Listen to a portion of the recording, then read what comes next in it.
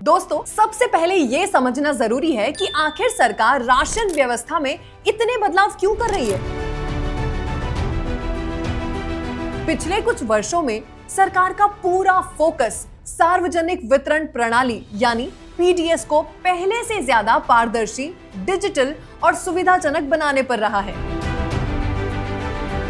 पहले कई जगह फर्जी राशन कार्ड, डुप्लीकेट लाभार्थी और रिकॉर्ड अपडेट न होने जैसी समस्या की वजह से असली जरूरतमंद लोगों तक पूरा लाभ नहीं पहुंच पाता था। इसी वजह से सरकार अब डिजिटल सिस्टम, आधार वेरिफिकेशन और ई-केवाईसी जैसी सुविधाओं पर जोर दे रही है ताकि सही व्यक्ति तक सही समय पर राशन पहुंचे और सरकारी योजनाओं में किसी तरह की गड़बड़ी की गुंजाइश कम हो।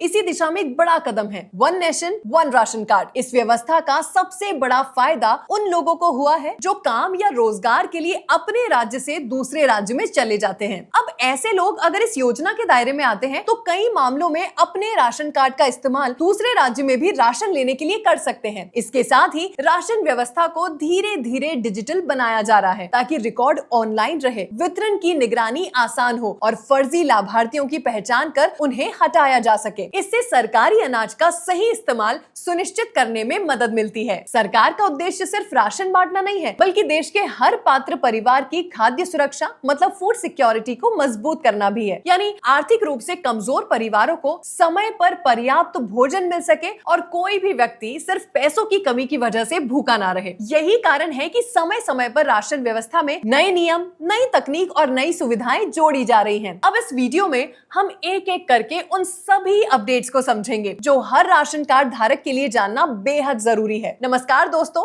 मैं हूं आस्था और आप देख रहे हैं बॉस वाला। अगर आप चाहते हैं कि सरकारी नियम, पैसे और रोजमर्रा की जरूरी जानकारी सबसे आसान भाषा में आपको मिलती रहे तो वीडियो को लाइक कर दीजिए और चैनल को सब्सक्राइब करना बिल्कुल मत भूलिए और हाँ, बेल आइकन दबाइए। तो अब सवाल ये है कि आखिर 2026 में राशन कार्ड धारकों के लिए क्या क्या बड़े बदलाव हुए हैं। क्या सिर्फ मुफ्त राशन मिलने की सुविधा जारी रहेगी या इसके अलावा भी कुछ नए फायदे और नियम जोड़े गए हैं। दरअसल हाल ही में राशन व्यवस्था से जुड़े कई महत्वपूर्ण अपडेट सामने आए हैं। इसमें डिजिटल सुविधाओं का विस्तार, राशन की गुणवत्ता में सुधार, ई-केवाईसी जैसे नए नियम और कुछ राज्यों में अतिरिक्त लाभ देने जैसी पहले शामिल हैं। हालांकि इनमें से कुछ सुविधाएं पूरे देश में लागू हैं, जबकि कुछ राज्य सरकारों की योजनाओं के अनुसार अलग अलग हो सकती है। अब बिना समय गवाए आइए एक एक करके उन 8 बड़े अपडेट्स को विस्तार से समझते हैं ताकि आपको साफ पता चल सके कि इनमें से कौन सा लाभ आपको मिल सकता है, किन नियमों का पालन करना जरूरी है और किन बातों का ध्यान रखकर आप भविष्य में किसी भी परेशानी से बच सकते हैं। सबसे पहला अपडेट है डिजिटल तकनीक और ई-रूपी की पहल। दोस्तों, सरकार राशन वितरण प्रणाली को पहले से ज्यादा पारदर्शी और आधुनिक बनाने के लिए लगातार नई डिजिटल तकनीकों पर काम कर रही है। इसी दिशा में कुछ राज्यों और चुनिंदा योजनाओं के तहत ई-रूपी जैसे डिजिटल वाउचर मॉडल का परीक्षण भी किया गया है। इसका मुख्य उद्देश्य ये है कि सरकार द्वारा दी जाने वाली सहायता सही लाभार्थी तक सीधे पहुंचे और बीच में किसी तरह की गड़बड़ी, फर्जीवाड़ा या बिचौलियों की भूमिका कम हो सके। भविष्य में ऐसी डिजिटल व्यवस्थाओं के जरिए राशन या उससे जुड़ी अन्य सरकारी सहायता को और अधिक सुरक्षित, तेज और पारदर्शी बनाने की दिशा में काम किया जा रहा है। हालांकि ये समझना जरूरी है कि ई-रूपी के माध्यम से राशन या नकद सहायता की व्यवस्था अभी पूरे देश में लागू नहीं हुई है। इसीलिए यदि आपको सोशल मीडिया पर ये दावा दिखाई दे कि अब सभी राशन कार्ड धारकों को डिजिटल करेंसी या ई-रूपी के जरिए पैसा मिलेगा तो उस पर तुरंत विश्वास न करें। सबसे पहले अपने राज्य के खाद्य एवं नागरिक आपूर्ति विभाग या फिर संबंधित सरकारी सूचना की पुष्टि जरूर करें, क्योंकि अलग अलग राज्यों में नियम और योजनाएं अलग हो सकती हैं। आने वाले समय में यदि इस तरह की कोई नई सुविधा आपके राज्य में लागू होती है तो उसकी आधिकारिक जानकारी सरकार द्वारा जारी कर दी जाएगी। अब बढ़ते हैं दूसरे बड़े अपडेट की तरफ। दूसरा बड़ा अपडेट है प्रति व्यक्ति 5 किलो मुफ्त राशन। अगर आप पात्र राशन कार्ड धारक हैं तो सरकार की खाद्य सुरक्षा व्यवस्था के तहत परिवार के प्रत्येक पात्र सदस्य को हर महीने महीने कुल 5 किलो अनाज दिया जाता है। आमतौर पर इसमें 3 किलो चावल और 2 किलो गेहूं शामिल होता है। हालांकि ये वितरण राज्य सरकार की व्यवस्था और स्थानीय नियमों के अनुसार थोड़ा अलग भी हो सकता है। कई राज्यों में चावल और गेहूं की मात्रा में बदलाव देखने को मिलता है, जबकि कुछ राज्यों ने अपनी अतिरिक्त योजनाओं के तहत राशन कार्ड धारकों को दाल, नमक, चीनी, खाद्य तेल या फिर अन्य आवश्यक खाद्य सामग्री भी उपलब्ध कराने की व्यवस्था की है। इसीलिए अगर आपके किसी रिश्तेदार को दूसरे राज्य में आपसे अलग प्रकार का राशन मिल रहा है तो हैरान होने की जरूरत बिल्कुल नहीं है, क्योंकि राशन की कुछ सुविधाएं राज्य सरकार की नीतियों पर भी निर्भर कर सकती हैं। अगर आपको तय मात्रा से कम राशन दिया जाता है या फिर राशन देने से मना कर दिया जाता है तो इसकी शिकायत संबंधित खाद्य विभाग में की जा सकती है। इसीलिए हर महीने राशन लेते समय अपनी पात्रता के अनुसार मिलने वाली मात्रा की जानकारी आप जरूर रखें, ताकि आपको आपका पूरा अधिकार मिल सके। अब बढ़ते हैं तीसरे बड़े अपडेट की तरफ। तीसरा बड़ा अपडेट है, अब मिलेगा पहले से बेहतर गुणवत्ता वाला चावल। पहले कई राशन कार्ड धारकों की शिकायत रहती थी कि राशन की दुकानों पर मिलने वाला चावल जो है उसमें टूटे हुए दानों की मात्रा ज्यादा होती थी या फिर अनाज की गुणवत्ता अच्छी नहीं होती थी। इन शिकायतों को ध्यान में रखते हुए सरकार ने सार्वजनिक वितरण प्रणाली के तहत वितरित किए जाने वाले चावल की गुणवत्ता को बेहतर बनाने पर जोर दिया है। इसके लिए गुणवत्ता मानकों को और सख्त किया गया है ताकि लाभार्थियों तक साफ और बेहतर गुणवत्ता वाला अनाज पहुंच सके। इसके साथ ही गोदामों से लेकर राशन की दुकानों तक अनाज की नियमित जांच और निगरानी पर भी ज्यादा ध्यान दिया जा रहा है। कई राज्यों में खाद्य विभाग द्वारा समय समय पर फेयर प्राइस शॉप्स, ये जो राशन दुकानें हैं, उनका निरीक्षण भी किया जाता है ताकि तय गुणवत्ता का ही अनाज लोगों को मिले और किसी प्रकार की लापरवाही या अनियमितता होने पर कार्यवाही की जा सके। हालांकि अगर इसके बावजूद भी आपको खराब गुणवत्ता वाला चावल मिले, अनाज में अत्यधिक टूटे हुए दाने हो या फिर राशन की गुणवत्ता ठीक ना लगे तो बिल्कुल चुप ना रहें, उसकी शिकायत जरूर करें। अब बात कर रहे हैं हम फोर्थ अपडेट की। चौथा बड़ा अपडेट है डोर स्टेप राशन डिलीवरी की सुविधा। दोस्तों, सरकार का प्रयास है कि राशन की सुविधा सिर्फ राशन की दुकान तक ना रहे, बल्कि जिन लोगों के लिए वहां तक पहुंचना मुश्किल है उन्हें भी बिना परेशानी के उसका हक मिल सके। इसी सोच के तहत कुछ राज्यों में बुजुर्गों, दिव्यांग लोगों या फिर अकेले रहने वाले वरिष्ठ नागरिकों को कुछ विशेष परिस्थितियों में रहने वाले लोगों के लिए घर तक राशन पहुंचाने की व्यवस्था शुरू की गई है। इसके अलावा कुछ दूर दराज और दुर्गम इलाकों में भी ऐसी सुविधा लागू की जा रही है ताकि लोगों को कई किलोमीटर का सफर तय ना करना पड़े। हालांकि ये सुविधा अभी पूरे देश में लागू नहीं है और हर राज्य में इसके नियम अलग अलग हो सकते हैं। अगर आपके राज्य में ये व्यवस्था उपलब्ध है तो इससे न सिर्फ लोगों का समय और मेहनत बचेगी, बल्कि उन्हें सम्मान के साथ बिना किसी परेशानी के उनका राशन भी मिल सकेगा। इसीलिए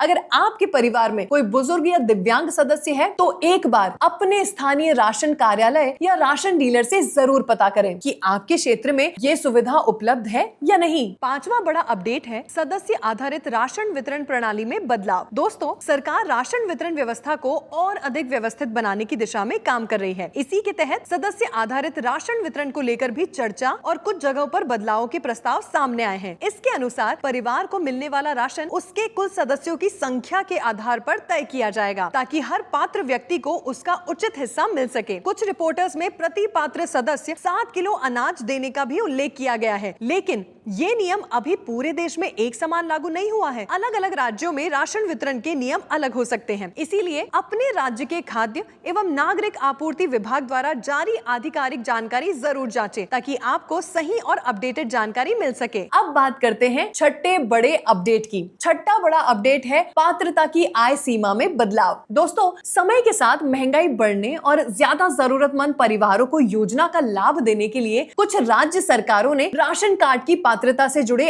आय मानदंडों में बदलाव किया है। यानी पहले जो परिवार आय सीमा के कारण योजना का लाभ नहीं ले पा रहे थे, अब वो भी पात्र हो सकते हैं। लेकिन यहाँ एक बात ध्यान रखने की जरूरत है, ये नियम पूरे देश में एक जैसा नहीं है। हर राज्य अपनी जरूरत और नीति के अनुसार अलग अलग आय सीमा तय करता है। इसके अलावा राशन कार्ड भी अलग अलग श्रेणियों में होते हैं, जैसे बीपीएल, अंत्योदय अन्न योजना यानी AAY और प्रायोरिटी हाउस होल्ड यानी PHH। हर श्रेणी श्रेणी के लिए पात्रता और मिलने वाले लाभ अलग हो सकते हैं। इसीलिए अगर आपको लगता है कि आपकी आय या परिवार की स्थिति में बदलाव हुआ है तो एक बार अपने राज्य के नियम जरूर जांच ले। हो सकता है कि अब आप भी किसी योजना के लिए पात्र बन गए हो। अब बात करते हैं 7वें बड़े अपडेट की। 7वां बड़ा अपडेट है राशन कार्ड में नाम जोड़ने और हटाने की प्रक्रिया को डिजिटल बनाने की तैयारी। दोस्तों, सरकार धीरे धीरे अलग अलग विभागों के रिकॉर्ड को आपस में जोड़ने की दिशा में काम कर रही है ताकि लोगों को बार बार सरकारी दफ्तरों के चक्कर बिल्कुल ना लगाना पड़े। इसी उद्देश्य से कुछ राज्यों में जन्म प्रमाण पत्र, मृत्यु प्रमाण पत्र और परिवार से जुड़े डिजिटल रिकॉर्ड को खाद्य विभाग के डेटाबेस से जोड़ने की प्रक्रिया शुरू की गई है। भविष्य में इसका फायदा ये हो सकता है कि परिवार में किसी बच्चे के जन्म या किसी सदस्य की मृत्यु के बाद रिकॉर्ड अपडेट करने की प्रक्रिया पहले से आसान और तेज हो जाएगी। हालांकि ये व्यवस्था अभी सभी राज्यों में पूरी तरह लागू नहीं हुई है, इसलिए अगर आपके परिवार में कोई नया सदस्य जुड़ा है या अभी किसी सदस्य का नाम हटाना है तो सिर्फ डिजिटल सिस्टम पर निर्भर ना रहे। लेकिन बहुत ही जल्द ये सिस्टम आने वाला है तो खुश आप जरूर हो सकते हैं। समय समय पर अपना राशन कार्ड जरूर जांचें और जरूरत पड़ने पर संबंधित विभाग में रिकॉर्ड अपडेट करवाएं ताकि भविष्य में किसी भी प्रकार की परेशानी का सामना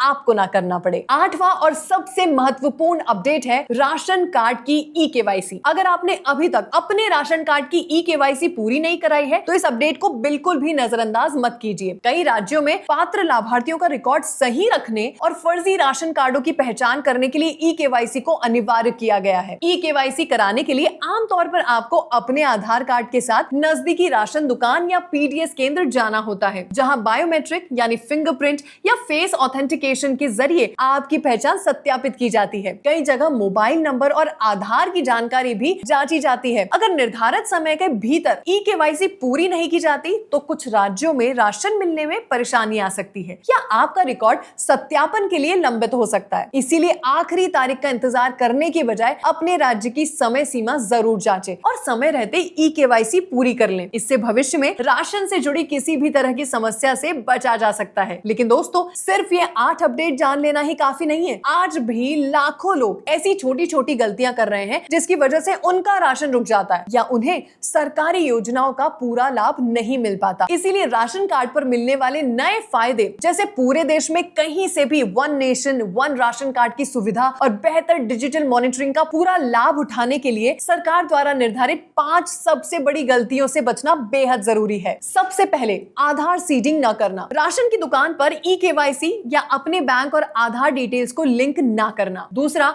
गलत आय की जानकारी। आयकर दाता या अधिक बिजली बिल जैसे प्रति माह 300 यूनिट से अधिक वाले परिवारों का अपात्र राशन कार्ड अपडेट होने के बावजूद योजना का लाभ लेना। तीसरा, मृत सदस्यों के नाम न हटाना। कार्ड से मृतक सदस्यों के नाम न हटवाना जिसे सरकार फर्जीवाड़े के रूप में भी देखती है, इससे आप फंस सकते हैं, तो ये गलती बिल्कुल ना करें। आगे चौथा है राशन न उठाना। लंबे समय तक राशन की दुकान मतलब एफपीएस यानी उचित मूल्य की दुकान से अनाज न लेना जिससे कार्ड निष्क्रिय या रद्द हो सकते हैं। और 5वां, एक से अधिक कार्ड बनवाना। परिवार में सदस्यों द्वारा अलग अलग राशन कार्ड रखना या गलत जानकारी देकर कार्ड बनवाना आपको बहुत मुश्किल में डाल सकता है। तो दोस्तों, उम्मीद है कि आज की इस वीडियो में आपको राशन कार्ड से जुड़े सभी जरूरी अपडेट्स और महत्वपूर्ण नियमों की सही जानकारी मिल चुकी होगी। अगर आपने अभी तक अपनी ई-केवाईसी या अन्य जरूरी जानकारी अपडेट नहीं कराई है तो इसे बिल्कुल भी मत टालिए, क्योंकि समय पर रिकॉर्ड अपडेट होना कई सरकारी सुविधाओं का लाभ लेने के लिए बहुत जरूरी है। अगर ये वीडियो आपको उपयोगी लगी हो तो इसे अपने परिवार और उन लोगों के साथ जरूर शेयर करें जिनके पास राशन कार्ड है। वीडियो पसंद आया हो तो लाइक जरूर करें, कोई क्वेश्चन हो तो कमेंट सेक्शन में जरूर लिखें। बॉस वाला हिंदी को सब्सक्राइब जरूर करें और बेल आइकन जरूर दबाएं। मैं आस्था आप लोगों के साथ मिलती हूँ आपसे अगले वीडियो में। धन्यवाद। ब्रांड पार्टनरशिप्स और एडवर्टाइजिंग इंक्वायरीज के लिए ईमेल कीजिए brand@bosswala.com या व्हाट्सएप कीजिए 9108014192 पर। बॉस वाला, बी द बॉस।